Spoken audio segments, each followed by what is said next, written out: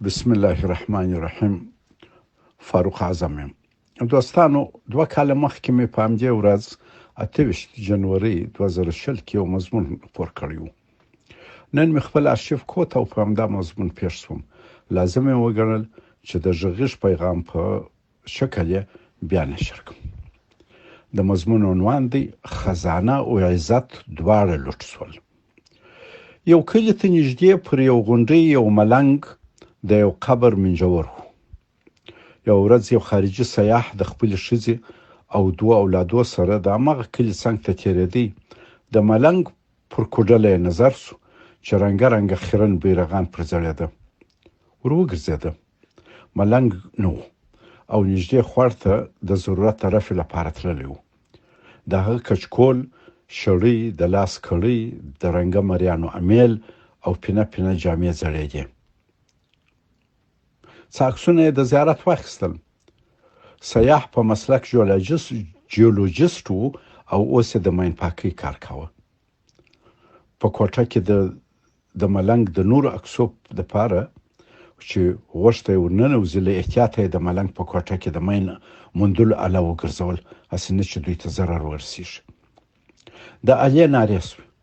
سیاح شکي سو چې لاندې یو څه سته. یوه بله اله چې ورسره وه پر مشکوک ځای تېره کړه او معلومه سوه چې دلته به څه قیمتي فلزات وي. ښځې ته یې وویل چې ته ولاړه سه او د څه وخت لپاره ملنګ همالته وساته. ده او اولادو یې د ملنګ د ناستې د ځای په کیندلو پیل وکړ.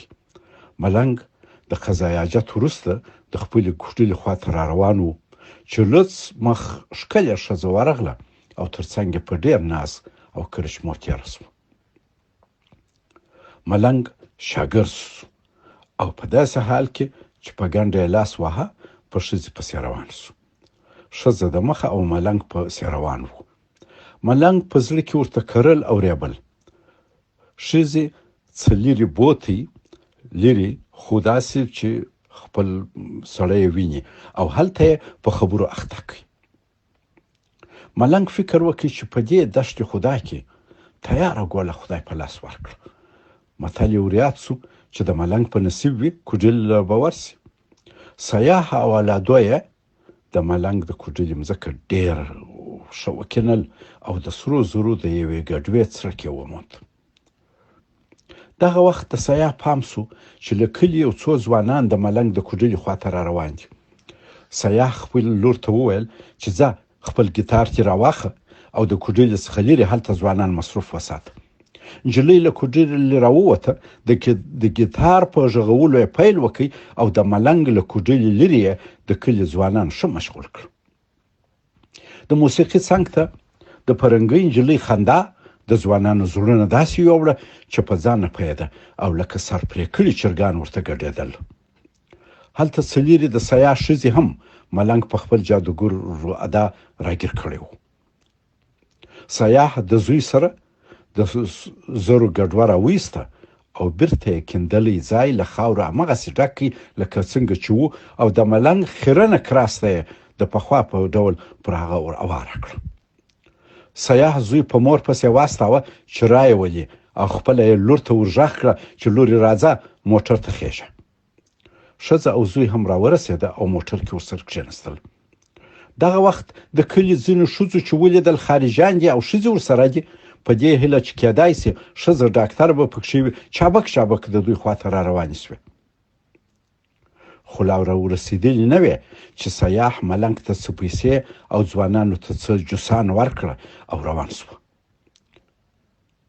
ملنګ د ښځې او هلکوان د جنجلۍ په ارمان تر ډېره خارجیانو ته د خدای په امانۍ لاسونه ښورول او د کلي ښځې بیا له ډاکټر، پیسو او جوسانو ټولو بېنوا ارمنجنې پاتې سوې. سیاح خزانه او د خلکو تقوا دواړه لوټ کړل. وایي تقوا بهترین سیاست دی، خو چې څوک په پوه سي. که ملنګ او د کلي ځوانانو علم و پوهه او قوي ایمان درلودی، ولې به یې هر څه لوټېده؟ پردو هم لوټ کړه، هم یې حیثیت ځینې یووی او خوشې یې ذلیل او بې شخصیته کړه. هر چیرې چې پردي تللي دي د هغه ځای خلک یې خسیر دنیا او آخرت کړي دي. خو ګورئ موږ په خزانو بې علم او ناپوهان لکه ماران پراته یو. د علم دروازې مو یا په خپله پر ځانو بندې کړي دي یا مو سوځلي دي او یا نور را بمبار کړي دي او موږ ورته کتلي دي. له خپلو خزانو د بې علمۍ په سبب استفاده نسو کولی او تقوا هم د بې علمۍ په وجه نسو ساتلی. ښځې مو پردو ته د ډاکټر لپاره محتاج دي خو په خپل لور سبق نه وایي چې ډاکټر سي. نور به خود راځي او موږ مارانو ته به مرلۍ وهي، رقصوي به مو او خزانې به مو لوټوي. فاعتبروا یا اولو الالباب. والسلام علیکم ورحمة الله وبرکاته.